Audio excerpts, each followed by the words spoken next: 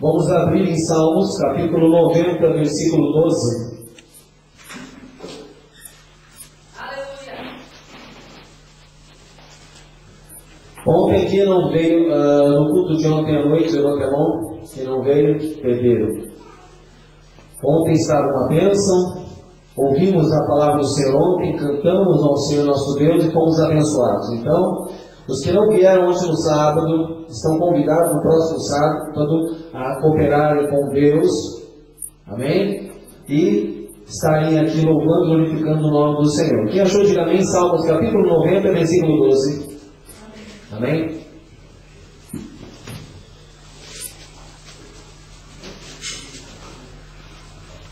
Glória a Deus. Ensina-nos a contar os nossos dias, para que alcancemos coração sábio. Todo mundo junto comigo. Ensina-nos a contar os nossos dias, para que alcancemos coração sábio. Mais uma vez. Ensina-nos a contar os nossos dias, para que alcancemos coração sábio. Fechar nossos olhos em nome de Jesus.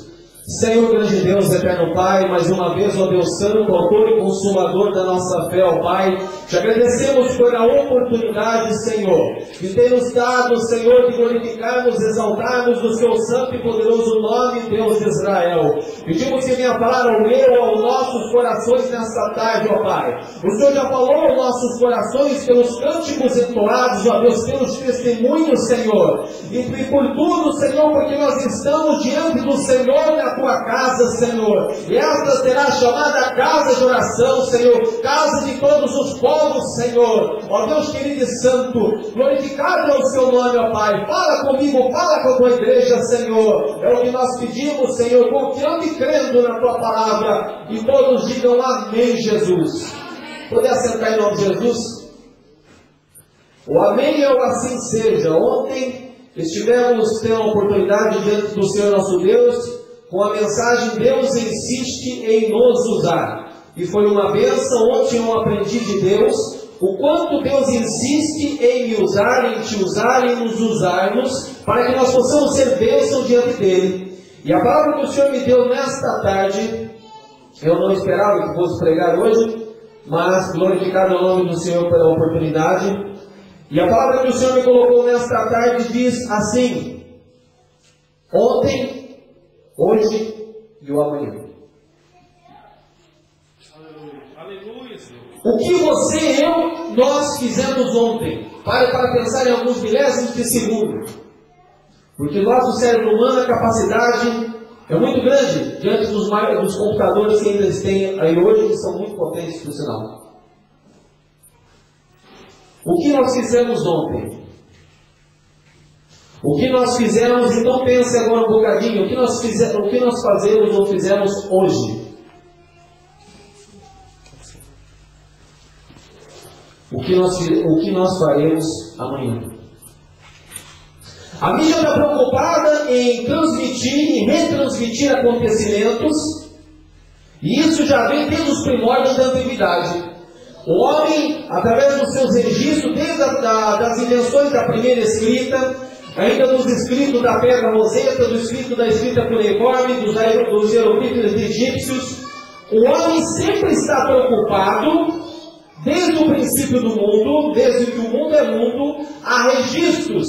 Começaram com desenhos, começaram com sinais, e até hoje, desenvolvido pela atual mídia de hoje, pelos meios televisivos, jornalísticos, pelos efeitos visuais, pelos efeitos, no caso, escritos, nós temos a situação que nós sabemos das notícias, e hoje uma velocidade maior ainda, pelo meio da internet e pelo meio do sistema online. Antigamente não era assim, tínhamos que ter escritas para que pudesse, estas mesmas foram passadas para nós. Outro sistema eram sistemas que eram passados de pai para filho, até suas gerações posteriores, até seus descendentes. E assim hoje, o que o Salmo nos diz, ensina-nos a contar os nossos dias.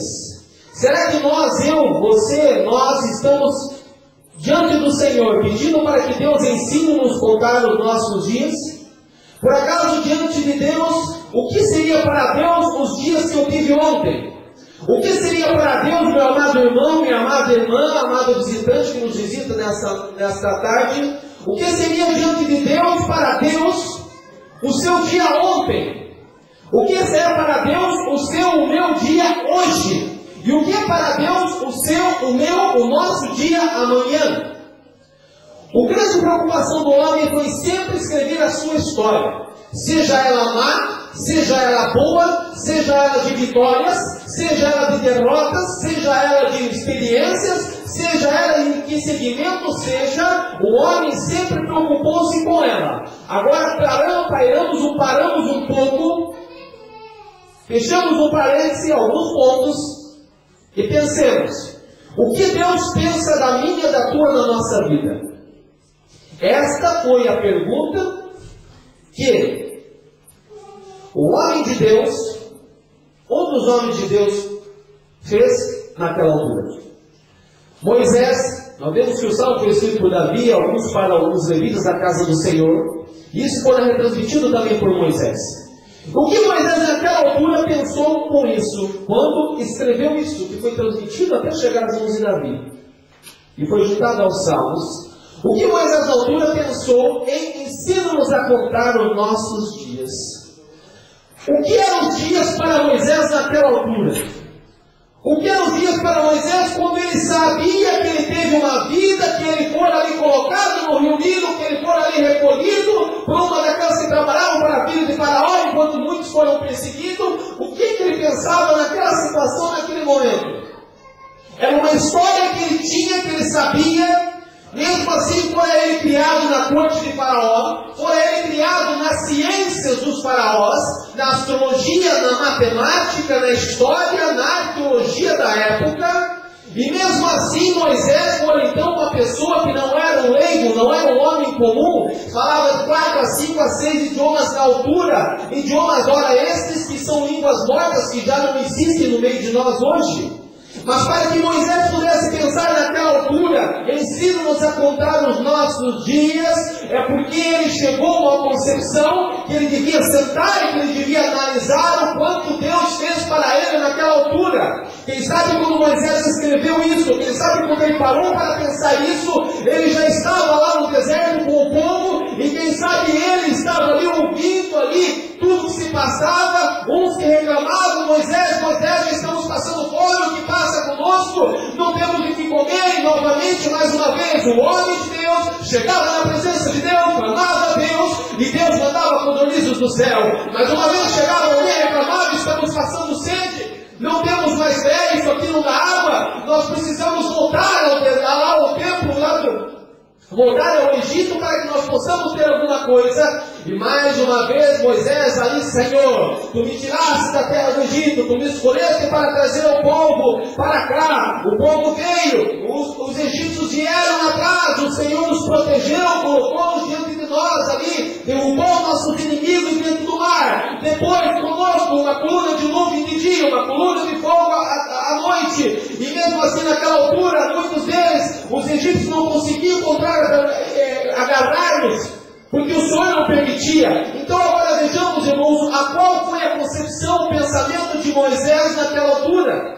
Tudo isso vinha à tona no pensamento do homem de Deus. Moisés, quem era um homem inteligente sim, mas mesmo sendo um homem inteligente, Deus ainda o segurou mesmo como um assassino. Antes de Deus levantá-lo, Deus segurou como ali 40 anos ali como um pastor de ovelhas. Quem era ele? Era um homem fugitivo, a quem a corte de Faraó perseguia, mas como tinha uma certa, ele ainda foi criado como um filho, deixa-o. Ele matou, mas deixa, uma hora ele volta para aqui.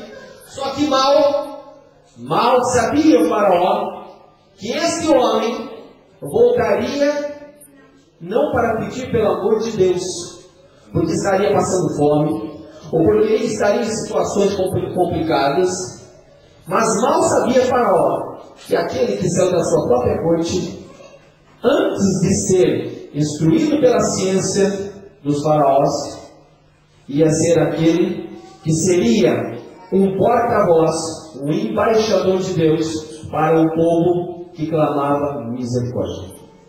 O povo clamava misericórdia porque o tempo dos egípcios, o povo de Deus conheceu períodos de abastança. Porém, os egípcios foram uns morrendo e outros nascendo, esqueceram daquilo que Deus tinha feito para eles. E quando chegou de tal forma que o povo egípcio oprimiu o povo de Israel. Oprimia o povo de Israel. E mal sabiam os egípcios que eles teriam que provar do que eles fizeram ao povo de Israel. E como eu já disse para alguns que já vieram na escola bíblica, todas as nações tiveram seus sistemas baseados em seus governos.